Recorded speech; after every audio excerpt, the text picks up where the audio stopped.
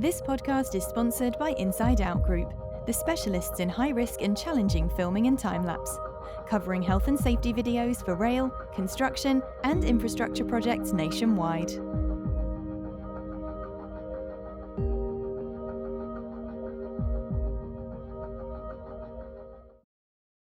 And we're live. Welcome to this week's Safer Than Your Average, brought to you by my friend Olaf.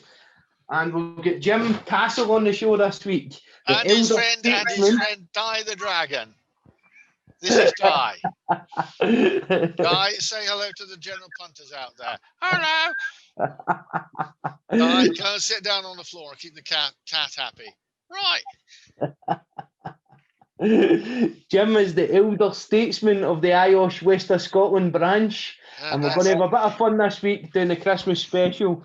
I've got a feeling this is going to be a good one. That's only what they say in public. It's the elder statesman. There are other words used, but never mind. They're not for plate company, Jim. And that includes you and me. Yeah, quite. Brilliant. Okay, so if you just want to introduce yourself, Jim, tell us a little bit about your background. Well, I'm Jim Tassell. I used to describe myself as a jobbing safety consultant of the parish of Glasgow. That's a bit out of date, but we'll get to that no doubt later on. I'm trying to wind down, finding it awfully difficult, you know. There is life after work. In COVID, I've got all sorts of plans that I've got, beginning of this year, wind down and do this and do that and do the other. We might even go to France on holiday. Right. June holiday, France, forget it. But I suppose the first question really is, how did I get here? Well, it's a long and tortuous journey. Started in Cheshire, although I've been a Ouija for 40 years. And I had a wonderful countryside upbringing, the first few years. I think there were three of us, three kids. Not my family, it was me. There was the son of the schoolmaster, and there was a granddaughter of the lady that ran the village shop. And we were feral kids. We were out over the fields, all over the place. Social work would no doubt have disapproved, but that's all right. We've got connections there. But we knew it was that sort of community where we knew that if there was a problem, we could knock at any of the back doors, anywhere where we were. A, we'd be recognised. B, we'd be looked after. And C, when we got home, there'd be trouble. But it would be in that sort of order. So it was a great sort of upbringing, and that was the part of Cheshire, sort of south of Knutsford, which was real yeoman farming country in the 50s. I mean, I can remember the thrashing machine going around the farms every September, towed by an ancient tractor. Now, all those small farms are now hobby farms owned by rich people from South Manchester, who've moved out into the country so they can have a bit of land, so they can keep 3 or 4 horses and a few Jacob sheep. That's probably not entirely fair on all of them, but it has been a huge change since I left there. Are you getting that all right? So anyway, moved on, ended up in another part of Cheshire before I went to university in Manchester. First employment, actually my first employment was at the age of 14 on a friend's farm. I was driving a tractor before I could drive a car. I was driving what even then was a truly ancient Fordson tractor. You started it on petrol, and when it had got hot, you turned it over to paraffin. So sitting right in front of you, steering wheel, petrol tank, engine underneath, you think, this is getting hot. It's got to get hot for the paraffin to work. Do I really? Yeah, it's one of those moments, even at the age of 14 or 15, you think, do I really want to be here? Now, the reason I was there was because everybody else was bigger and hairier than me and could lift a bale. Mm-hmm. It wasn't just that they could lift a bale, that they could get a pikeal, you know, the two-pronged, long-handled fork, get a pikeal in and lift it up sort of 10 feet for somebody on the trailer to catch it. I was not that strong, so I was put on the tractor. You needed to stand up to work the clutch on it, but that's sort of first employment. Then the first real employment between school and university, I spent 7 weeks as a bus conductor. Okay. I worked for the Crosville in Chester. Well, from Chester, I worked, amongst other things, I worked the last bus out of Birkenhead on a Saturday night. Oh, yeah. Do you know what? All bar one of them, they'd got the exact fare there. It was one of the easiest buses ever to do. I spent all week sort of not looking forward to it, shall we say. Stronger phrases could be used, but this is being broadcast. But it was one of the easiest buses, and it was full, double-decker, absolutely rammed full. And I think in 7 weeks on the buses, I probably learned more than I did in 7 years of secondary education. It was spectacular. And various things I learned about how you balance up the cash bag. We won't go there.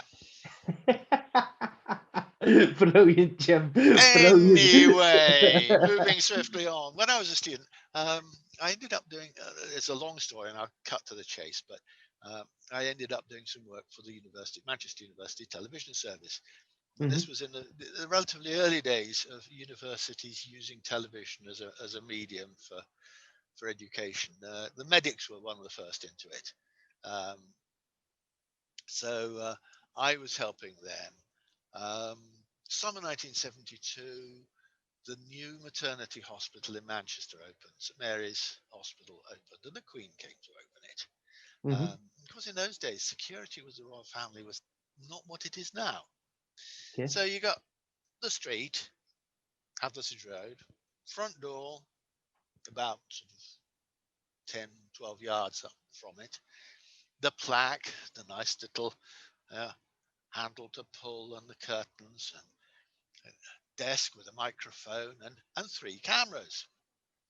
And this was being recorded and relayed throughout the network right across all the Manchester hospitals. They were all networked. I said you know, the medics were in on this early.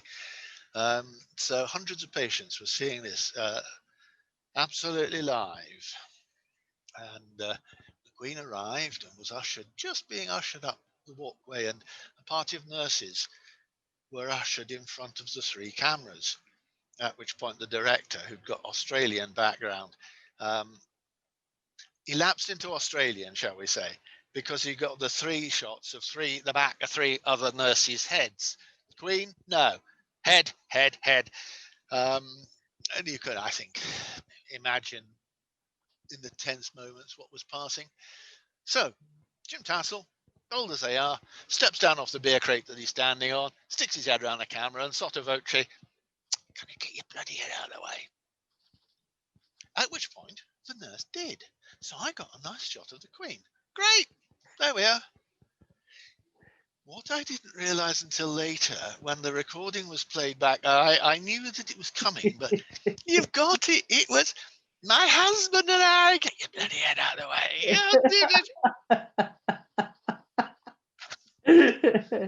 So you interrupted the Queen's speech. I spoke over the Queen. Reel forward. Bill Eldridge, the director, bless him, lovely man. He did a 3rd-year option on television studies for the drama department. I then went on and joined Her Majesty's Factory Inspectorate, at which point Bill's line was, "And do you know what? She now employs him." Brilliant. And I did various things for them along the way as well. I kept in touch for a little while. I had some good friends there. And I got a phone call. Like, this is after I'd started work. Sort of, Jim, what are you doing? So Tuesday in a couple of weeks' time. I don't know. Give us a clue. What am I doing? Can you take a day off? Yes. You're on a camera, right? Whitworth Hall, the big, the classic big Gothic hall where they did the graduations, and this was the honorary graduation ceremony. Mm-hmm. And it was Alistair Cook, as in Alistair Cook, Letter from America, Mm-hmm. the great journalist. He'd refused or declined all sorts of degrees, but he was actually a Salford man and had started out doing his journalism in Manchester. So this kind of fitted. And I was there. I was privileged to be up at the back and listening to this. Mm-hmm. Quite the best speech I have ever heard anywhere. Mm-hmm. It's absolutely superb. So I was really, really privileged there. But that was after I'd started work, Mm-hmm. and I stuck around Manchester for a year after my bachelor's degree and did a master's. Well, I did all the hard work for the master's, submitted it a bit later. Then joined the factory inspectorate. Why did I get the factory inspectorate? Seemed a good idea at the time. There weren't many exciting graduate jobs around that year. Rolls-Royce were not recruiting. Rolls-Royce had gone spectacularly. The old Rolls-Royce had gone spectacularly bust in, I think, in 71. Mm-hmm. They thought they were going to use synthetic materials for the RB256 engine for the fan blades, and basically they didn't work, and they couldn't make them work, and it took the whole firm down. And there were some friends of mine who were sponsored by them through university, and all of a sudden one day there was no money. Their sponsorship just, that was it. And the university actually was very good and looked after them, and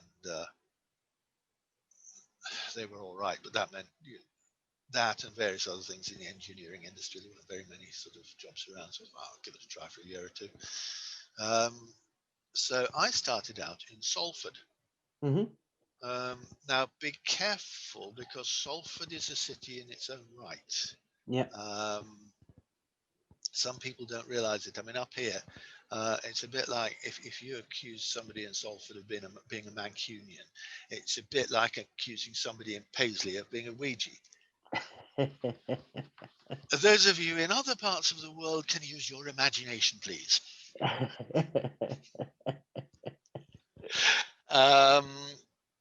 Salford district, the factory inspectorate, there were at that time, I think it was 105 little districts, each with the district inspector doing everything that there was there.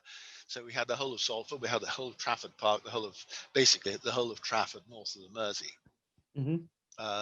to keep us entertained. 2 steelworks, petrochem, food, the rubber industry, cloth coating, all sorts of things. It was described as a heavy district because we were running at anything between 6 and 8 fatal accidents a year, just in that area. Which, if you look at Manchester, sort of within the M60, and do the clock face thing, we were between about 7:30 and 11 o'clock, within the mostly within the M60. Yeah. So it was busy. We'd got the docks. To this day, I still have difficulty going to Salford Quays because the memories are so strong from it. Manchester liners were in and out every few days with their container ships from Manchester to Montreal. Then in Liverpool, they built the docks, the big docks, and that's where they stopped rather than having the extra nearly 24 hours transit up and down the ship canal. And actually, that was one of the reasons they went down. But we still had a regular, every 10 days, there was a freighter, traditional freighter, that went from Manchester, used to go through the Med and through the canal down to East Africa. But because of all the problems in Egypt, Suez Canal was closed, so it went the long way round via the Cape. And one particular day, it had come back in. Every 10 days, they'd got several hundred tons of asbestos, raw asbestos on board. Okay, it was all in sacks, it was palletized, it was overwrapped, it was in reasonably good state. But there was this particular day where the dockers, their social conscience was pricking them. Dirt money? No, not dirt money. Heavens no. No. We're not sure whether this nasty stuff, asbestos, ought to be allowed out of the docks, PPE, oh yeah, we wear the PPE. Right. And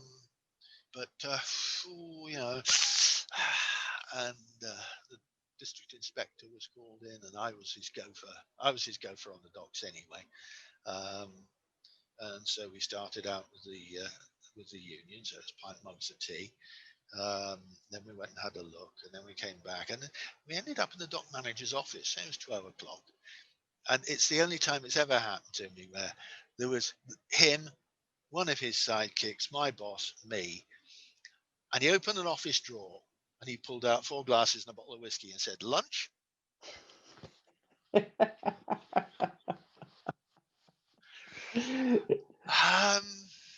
Yeah, one of my other jobs on the docks was there were timber boats that came in from Riga every so often, and that was a double-handed job. My job, I was expendable. I would drink the vodka with the captain while the boss did the hard work with the stevedores. And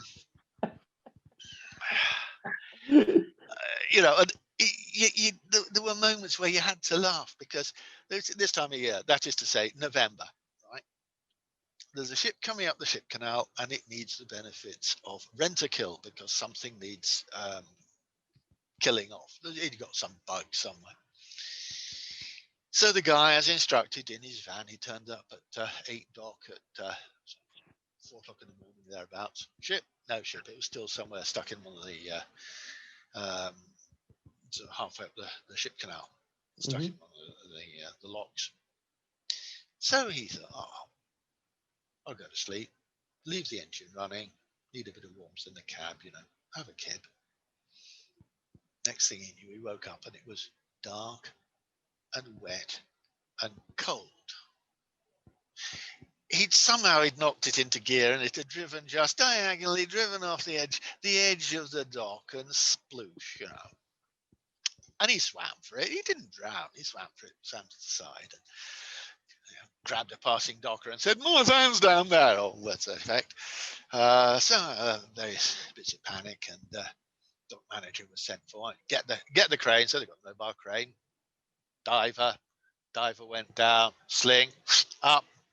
And they did the right thing. They brought it gradually out of the water to allow it all to drain out, so they didn't overload the crane. These guys knew what they were doing. Slewed it round, and just as it slewed round, although he'd actually lifted the hook as high as he could, it just caught the edge of the dock.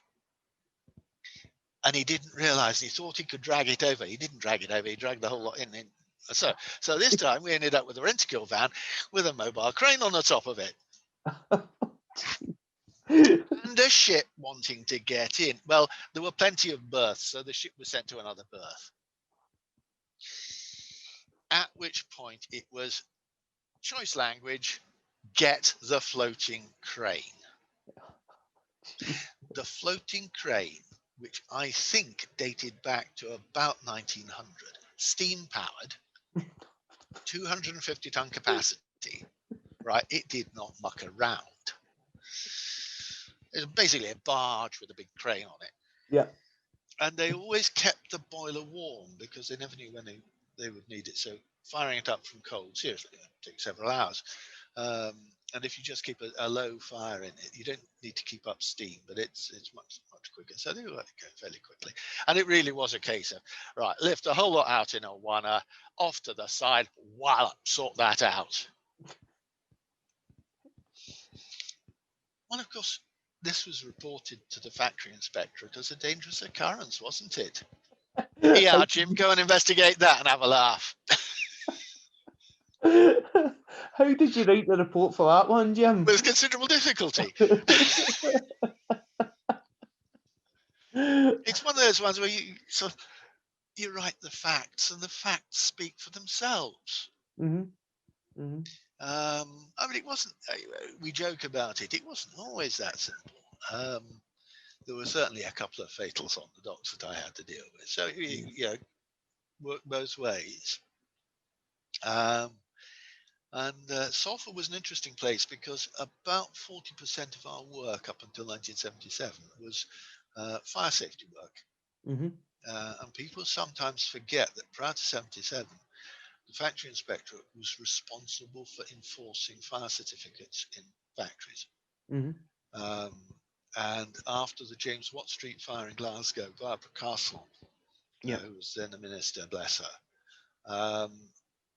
and I met Barbara Castle on one occasion, and she did nothing but go up in my estimation for various reasons at that meeting. She gave an assurance to Parliament that every, quote, high fire risk premises would be visited every year by the factory inspectorate. Mm-hmm. Well, when you took the criteria for high fire risk, that was most of old Salford. Yeah. Because it was old textile mills. It was mostly old mill buildings that had been run down, multi-occupancy, dodgy landlords, the whole lot. So actually, I had a very good grounding in fire safety, most of it courtesy of one George Peat, who was the senior fire prevention officer for the Salford Fire Station. He still thought that he worked for the City of Salford Fire Brigade. He actually worked for Greater Manchester Fire Brigade. But yeah, see my earlier comments about Paisley and Paisley and Glasgow. So we were reorganised, 21 areas rather than 100 odd little districts, and I ended up doing paper and printing and rubber. It's funny, there are odd industries where even now, if somebody were to come along and say, do you know such and such? I would just say it'll take me a few minutes to get back up to speed, but I still have the grounding in it. The paper industry actually was another one.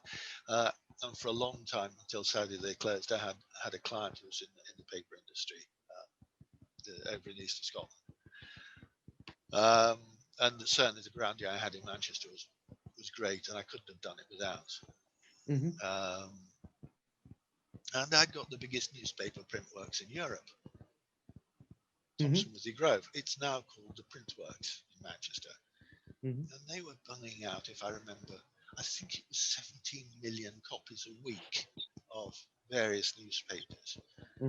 All the old-fashioned letterpress, the hot metal, traditional print, 7 print unions, 59 chapels in the place, each chapel being, a trade union grouping. Fascinating place to deal with. I'd had them on the books for a few months, and my boss sent for me, and he had a speech problem anyway, but the added problem, it was always a cigarette, so I had difficulty understanding what he said anyway.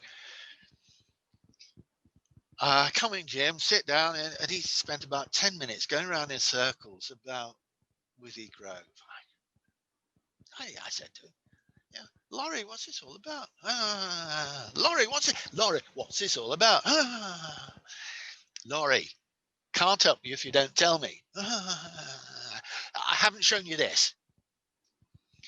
And he passes a 3-page letter across to me, headed, if I remember right, Nats Open Night Machines Chapel. And I read it. And I thought, and I looked at the name, and I recognised the name. Yogi Bear. Well, no, whatever his name was, but Yogi Bear. I'll explain that in a moment. And I burst out laughing. Wrong, because this letter, when you looked at it carefully, had been written to the chairman of the Health and Safety Commission. It had started out in London in the chairman's office, and all sorts of people that looked at it. This is sort of yes minister stuff. Yeah, they'd looked at it as, I don't know, this is where is it? Oh, send it to Manchester. Gus Wood, the area director, had looked at it and thought, Withy Grove. Laurie, deal with it. So it came down to me. And it wasn't a complaint about me. It was an incoherent rant about all sorts of things. So, well, what were we going to do? And as I say, Laurie had difficulty understanding how he was going to write a reply that was going to work its way all the way back up to the chair of the Health and Safety Commission, no less. Yep. When the guy he really knew had burst out laughing. Problem. Right. So I said, look, Laurie, would you like to go and meet Yogi Bear? Oh, I think I better had. What's his real name? I said, it's on the letter. All right. Well, I said, he's on shift, but he only does sort of 3 nights a week at Withy Grove. The other two, he goes and works at the other print works and signs on paid in cash, and he signs on as Yogi Bear. And all the printers, the way it worked was you worked for 3 nights for your employer, and then through your union, you worked as a casual at one of the other print works for however many nights you wanted. Paid in cash. So, and there was, Father Christmas, there was Yogi Bear, there was, you name it. Shortly afterwards, the Inland Revenue said, enough.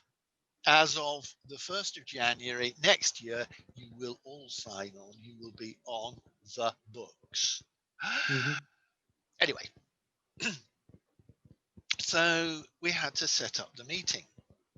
So I said, look, do you want me to phone my contact? Oh, could you?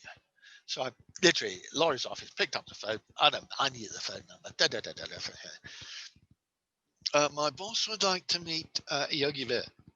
Oh, yes, Jim. Is it about the letter? Couldn't possibly. I'll take that as a yes. And he'd come into work the next night, giving it the yak about how he was going to shut the place down because he'd written to the chair of the Health and Safety Commission and so on and so forth. They went round the whole place. Wrong, because of course he wrote on chapel notepaper without getting the committee's approval first. So by the time Laurie saw him, he was the ex-secretary of the chapel. That was it. You're off. I never managed to get to see Laurie's reply. I'd have paid anything to see it. I never managed to get to see it. I did have a hint from Gus Wood, the area director, that Gus rather understood better what had been happening than perhaps it said on paper.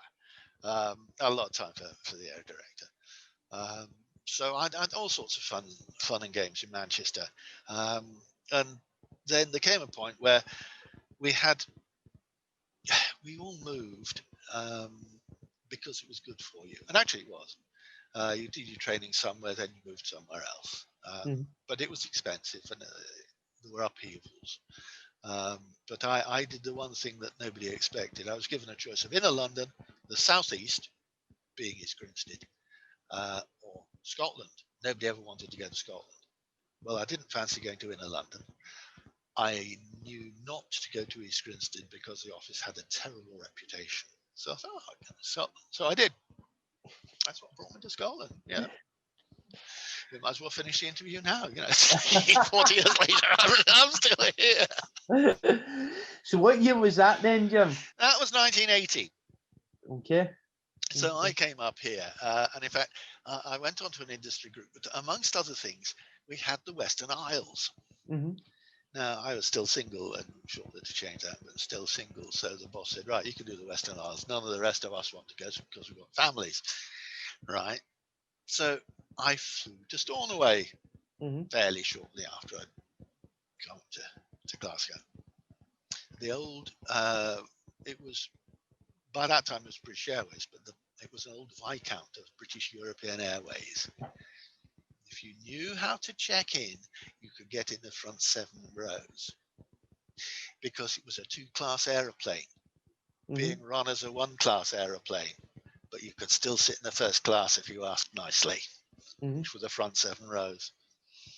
Now I got to Stornoway and I found a postcard and I sent it to my boss back in Manchester and said, yeah, you certainly don't fly to Wigan. I did a lot. A couple of fatalities to deal with up there. Joking apart, but during the 80s, I was flying around the Western Isles actually a lot. I still have a soft spot for Loganair. I really do. So anyway, after a lot of sort of toings and froings, there came a point where I was temptable and I jumped ship. After 15 years as a factory inspectorate in 1988, and I joined an outfit called Hinton and Higgs Consultants Limited, head office in Abingdon, Oxfordshire. We need a man in Scotland. Yeah, they didn't tell me that Scotland included Northern Ireland. This was well before the Good Friday Agreement. Yeah. In fact, there was one occasion when I was over there, couple of nights, and we were doing work for a firm in Londonderry or Derry, depending on your flavour. And it got to the middle of the afternoon. I'd turned up at the airport. Police had said, "Where are you staying tonight?" I said, "Don't know. It's being organised by the client." "Oh, right." In the middle of the afternoon, I said, "You've forgotten, haven't you?" "What have I forgotten, Jim?" "You've forgotten to book me a hotel tonight, haven't you?" "Back in a minute." Yeah. Disappears out. Comes back. "It's all right. Being organised right now." Good. And their favourite hotel was full, so I was booked into somewhere just up the road. Not perfectly adequate. Stayed overnight.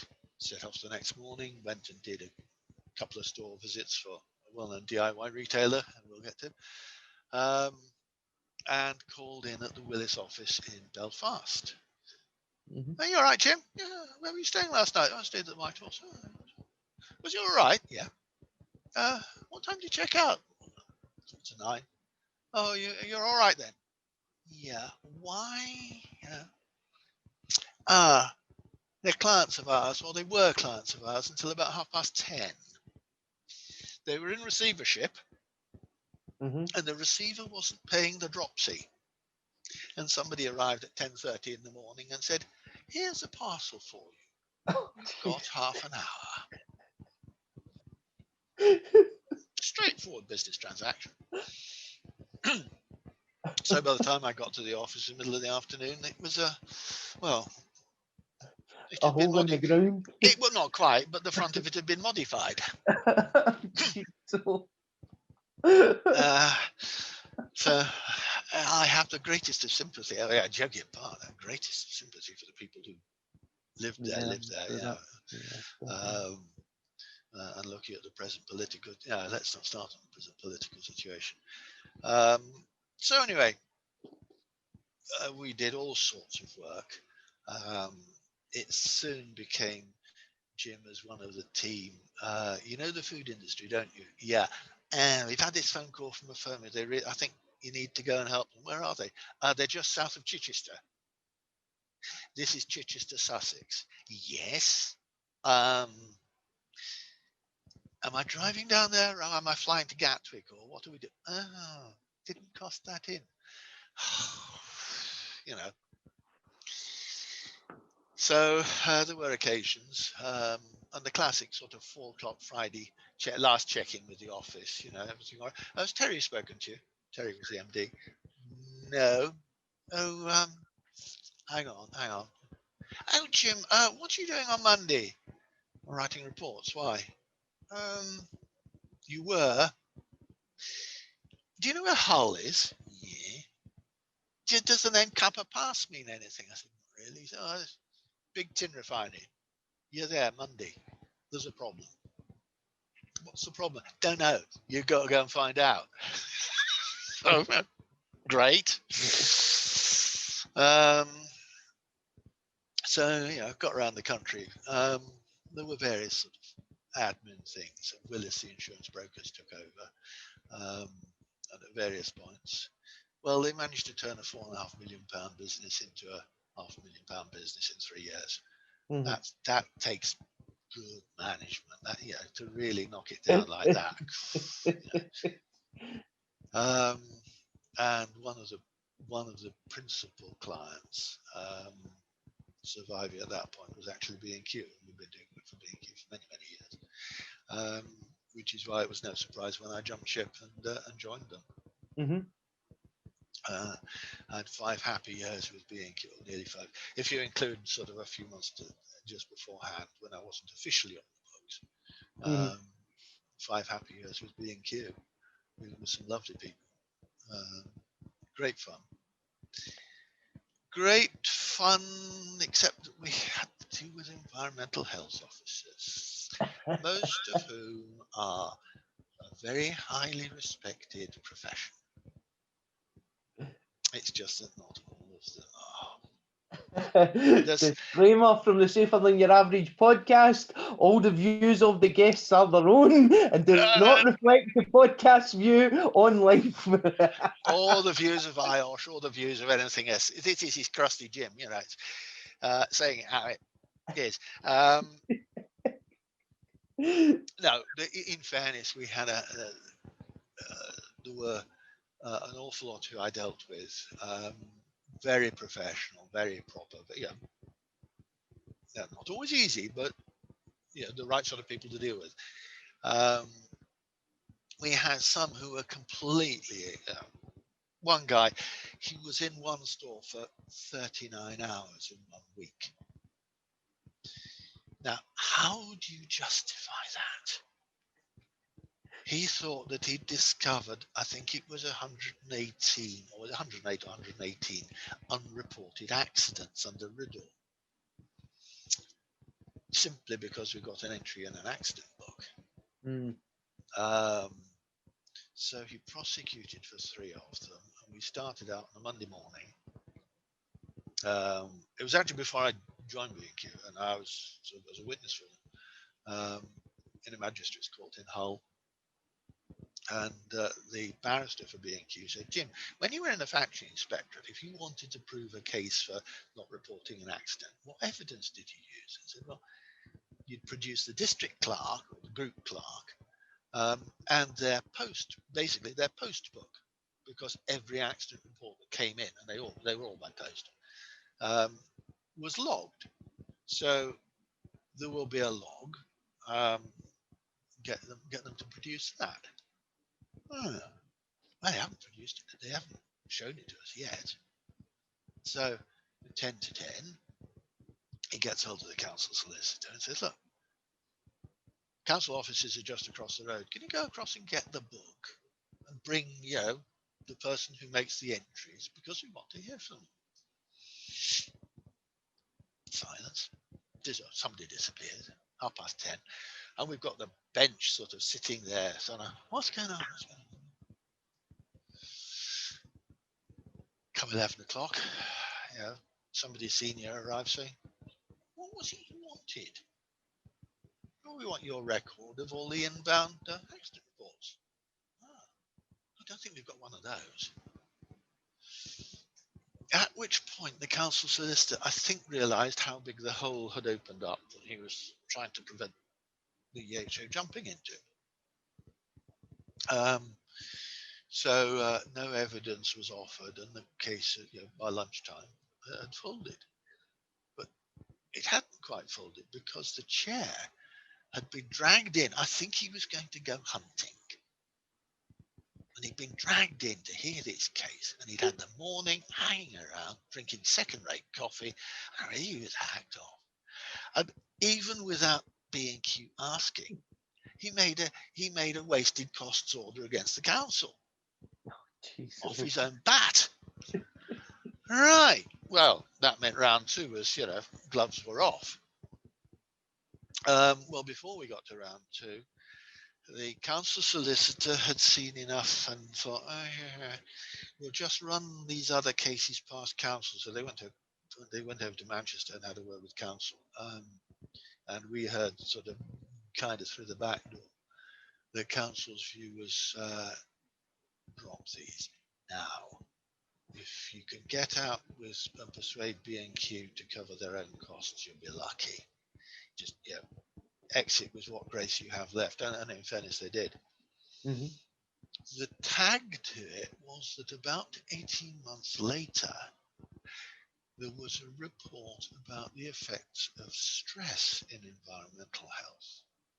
Mm-hmm. And it was written about this particular inspector and various problems that had occurred, Uh-huh. and why he was no longer working in Hull.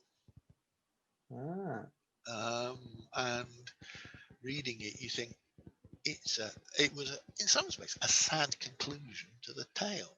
Mm-hmm. And it was one of these ones where real life just occasionally comes up and bites you. But we had all sorts of challenges there. Well, challenges from the great British shopping public as well. I think anybody in retailing will recognise that one. And eventually there came a point where, after the banking collapse in 2008, Mm-hmm. things were looking very bad.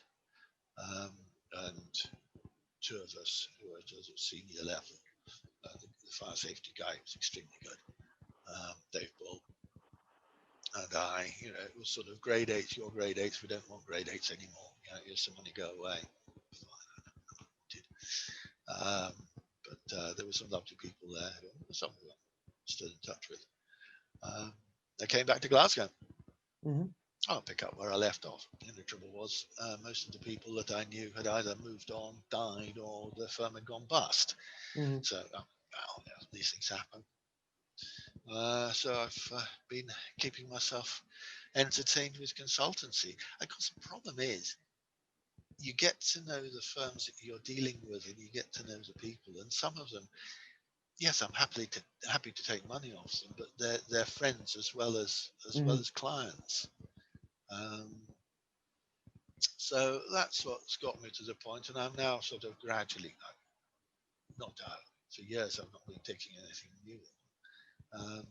And bit by bit, when the opportunity comes, I'm sort of moving people on. Mm-hmm. There are one or two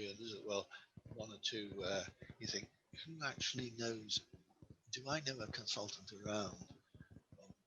In Scotland, at any rate, do I know a consultant who really knows this industry? Yeah.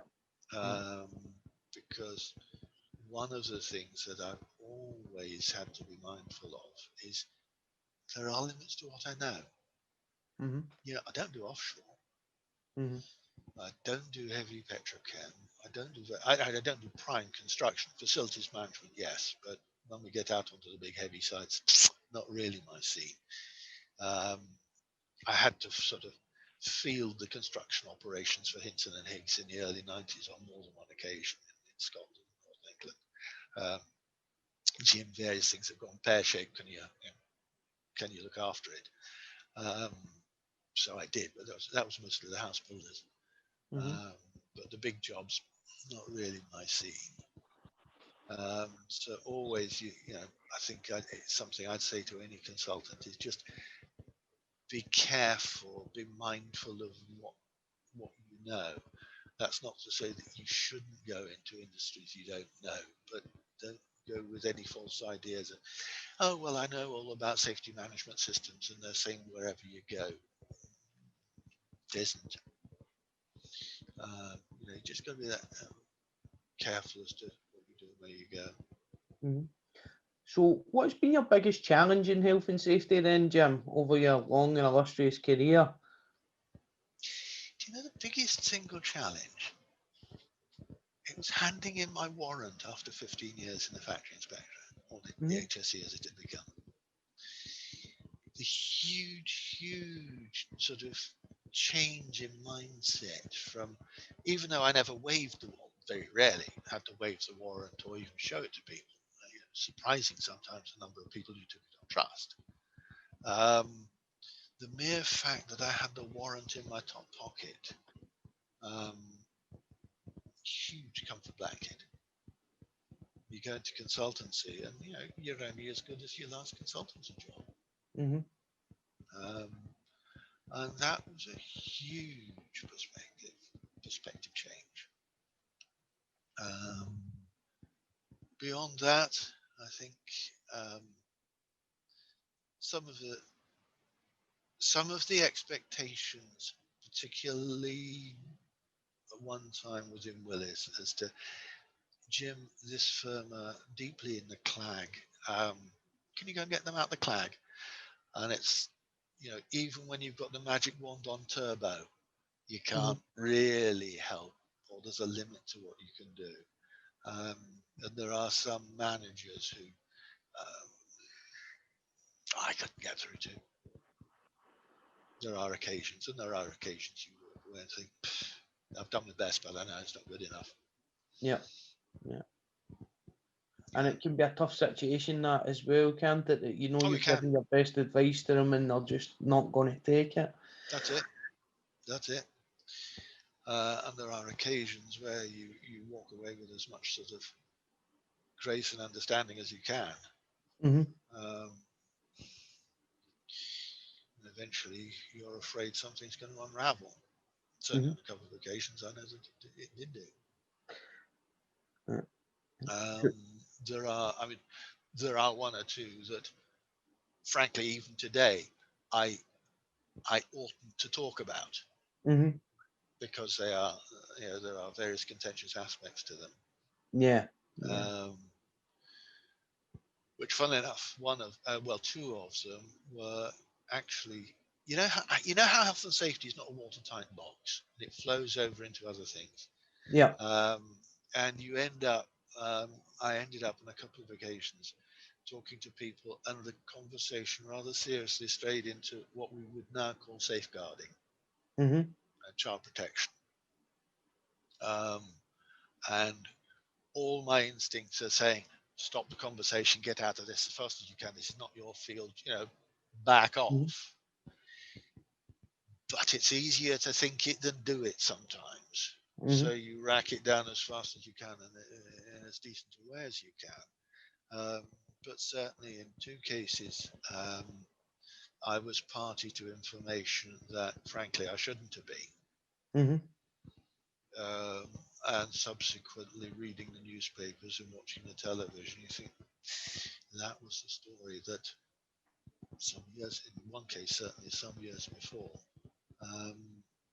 I was trying very hard not to get involved in. So there are occasions when you have to listen to that little voice somewhere at the back that says, "Oh, hang on, that's fast, Jim." So you've got to be a bit cautious. Yeah. But now I'm trying to wind down. Try. So, what advice would you give to someone starting out in health and safety today, Jim? Because you've had a long, spectacular career in all different areas of industry, as a consultant, as a factories inspector, through into the HSE, and then through your career with one of the biggest retailers in the UK as well. What advice would you give to someone that maybe decides today's the day that I decide this is my career and I'm going to go into this field? You're going to go into the field. I think I would say you're going to go into the field, but ask yourself which bit of the field you're going into. It was one of your earlier podcasts where I think somebody said it's difficult. Construction is its own world. And there are a lot of people in health and safety in construction who do an extremely good job in construction. But construction, for the sake of argument, construction is not retailing. Retailing is not construction. And you need to have a grasp of what industries, what businesses you're going to go into. Because the moment you get beyond writing a generic sort of management system, you're going to have to understand how a particular business or particular industry ticks. Mm-hmm. You know, I was very lucky in my grounding in Salford, because I think the joke was that, yeah, we got one of everything. The one we Yeah. got was the one that time forgot. Mm-hmm. You know, for somebody interested in industrial archaeology like me, oh, it's wonderful. You know, you go to the plate yard of Mather and Platt. Mm-hmm. Mather and Platt used to be a huge manufacturing industry firm over in East Manchester, but they got a little boiler yard where they started out in Salford, and they never got rid of it.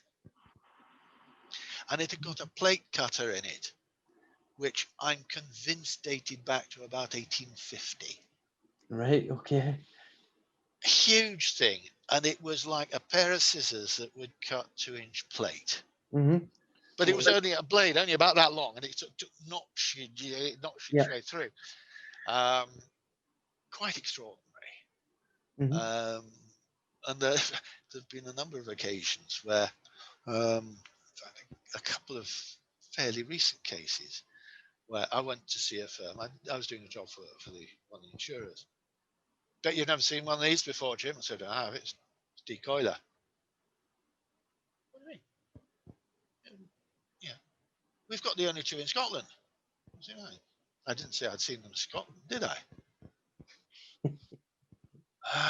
Right. Yeah. And there was another one where I went to a firm, and we went in to see the big processing area, and he said, "But you've not seen one of those before." I said, "I have. It's a stenter." How do you know that? He said, "Well, first off, I know that there's some more in Scotland that you don't think you know about." Whereabouts? I'm not telling you that. Not competitors, but somebody else is using stentors for something. I said, Manchester, all the cloth treatment and industry is a textile machine. Yeah, I can come up here, but I started out in Salford. And before even I started out in Salford, I've got family connections in that industry. So I've known what a stenter is since I was about 14. Right. Now, there are occasions where you need to be able to have credibility. And some of the credibility comes from having a skid mark up here. And some of the credibility comes because you've built it up. And without necessarily always naming names, you're able to give, enough of a credibility that I actually know what this is. So when I started up here talking to a particular paper mill, they knew that I knew, because I knew the words, I knew what the words meant. I could look at something and say, I know what that is. And if you'd not been in a paper mill before, you wouldn't. Yeah. And it's all very well to say, it's and rightly, it's the profession, it's a graduate entry profession that we're looking at. But you're still dealing with the sharp end. Mm-hmm. And my advice when you're dealing with the sharp end is trust the guys on the shop floor. Mm-hmm. It's the old rule that says if you want to know what's happening in the school, ask the janitor. Yeah. You need to be able to talk to the shop floor, give the people there their space, give them their respect, so you get to know what's going on. Retailing, don't just sit in the front office, get out on the shop floor and talk to the staff who are serving the customers. Mm-hmm. For example. I think the other thing is just remember that there's 5 million or so people in this country whose reading age is less than that of 11. Mm-hmm. Functionally illiterate, unable to read more than very simple English. So if you're drafting documentation, think about who you're writing for. Yeah, that's excellent advice, Jim. Yeah, it's the KISS principle. Keep it simple. The final S you can put in depending on who you're talking to. Sir, stupid. Yeah, I leave it to your. Yeah. But it's the KISS principle. The red tops. There was a time. I don't know if it's still true, but the red tops had a rule that they intended any writing in their papers to be readable by somebody with a reading age of 11. And it's a very good discipline. It's dead easy. I actually fell into this one when I was working in the HSE, and we were writing some guidance on food preparation machinery for the retailers. This is the bacon slicers, mixers, that sort of thing. And it's dead easy to write. Sort of, you dash it off in a style sort of Daily Telegraph-ish. Yeah, off it goes. And then somebody said, Jim, technically right, but you've not hit the readership. The readership is if you look at the newspapers that are sitting on the desk of the guy who's reading this, it isn't the Telegraph, it's the Sun or the Mirror, and you've got to configure it at that level, which I did. Well, I and Douglas Cameron, we did. We got it right. It went off to the head office, to the HSE's publicity people, and they said, "You can't write it like that." Well, we just did. Oh, it's far too direct. Actually, our boss, bless him, fought that battle and to a large extent won it. And for a long time, it was one of the biggest selling publications. It's out of print now, but one of the biggest selling publications that the HSE had. And that proved to me this sort of work out who you're writing for. There's always two ways of writing a report anyway. Who you're writing it for. So trust the shop floor. Deal with them. And never say no. Always it's no, but.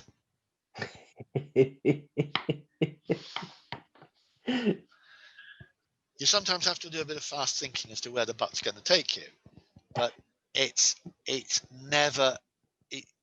Very, very rarely do you want to be in a position of saying to whatever's being proposed, no way, absolutely not. I really only said it about twice, and once was actually to a store manager who I knew in Nottingham, and he phoned me up and said, Jim, gave me a particular situation, and I said to him, you really want me to say no, don't you? He said, well, I do really. I said, I am, and for very good reason actually. I'm saying no way. Somebody come up with a bright idea, and it was not a bright idea, shall we say. But always you need to try to steer people in the right direction. Sometimes you don't see it coming, but you try to see it coming. So never ever say flat no. There is a breed of person in health and safety who is the power mad. You'll have dealt with them. Everybody on the receiving end of this will bring one of them to mind, who is the little Hitler. Oh, you can't do that. Oh, no. And he'd probably quote the law at you as well. Regulations. Yeah. Now tell me what I can do. Now find me the way round it. Find me the way through it. Yeah. It's very much a solutions-orientated business, isn't it? Absolutely. Yeah. Absolutely. Don't just say I've got a problem. I know that anyway. It's as you say, it's a solutions business. Give me the answer to the solution. Yeah. So what's next in the future then, Jim? Where are you going next? What's retirement going to look like for you? Are you going to retire? Well, some years ago, my wife and my daughter pinned me against the wall and said, act your age, not your shoe size. Um, yeah, I'm trying to. And joking apart, there will be a gradual sort of cutting down on what I'm doing. There are one or two clients who I'd be very loath to give up, Yeah. but they're people I'm very close to Mhm. for one reason or another. But that, the time will come and it's the right time to do it. I had, at the beginning of the year, I had this plan. Amongst it, we were, we'll go off to France for a few nights in June, have a bit of a break. There's some family research I want to do in France. My grandmother, my father's mother was French. So there was a bit of family history I wanted to chase up. Getting to France in June, forget it. Yeah. Various other sort of things that I might wish to do. Right now, forget it. There's only about one thing that I can do from home, and that's order from the Wine Society.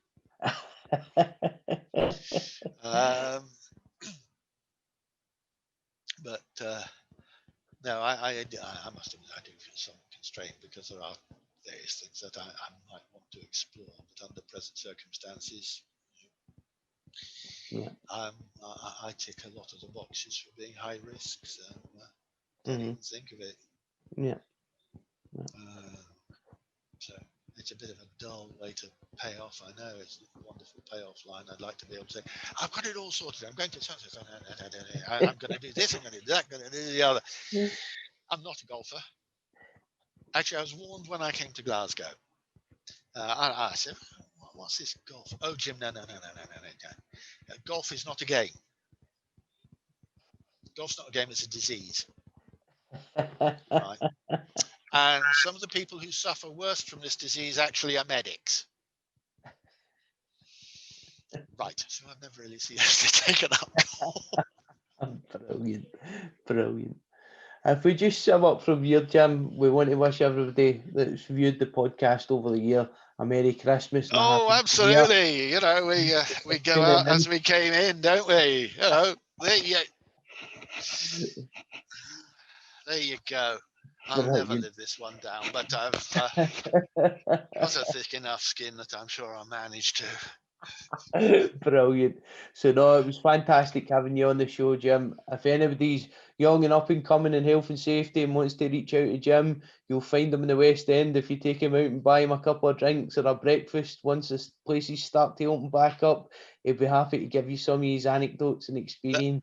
That's my kind of talk you're talking. Yeah, absolutely. You can also find them at the IOSH West of Scotland meetings as well. He'll be lurking at the back. Don't be afraid to go up and speak to him and get some information out of him. So on behalf of the Safer Than Your Average podcast, Jim, thank you very much for coming on. I really appreciate it. You've been a great sport. We've had a great laugh. And this podcast will be going out on Christmas Eve. So Merry Christmas and a Happy New Year to all the viewers. Merry Christmas to you and all of your family. And to you, Jim, and to you. Yeah. Okay. Okay. Thank you very much. Cheerio, everybody.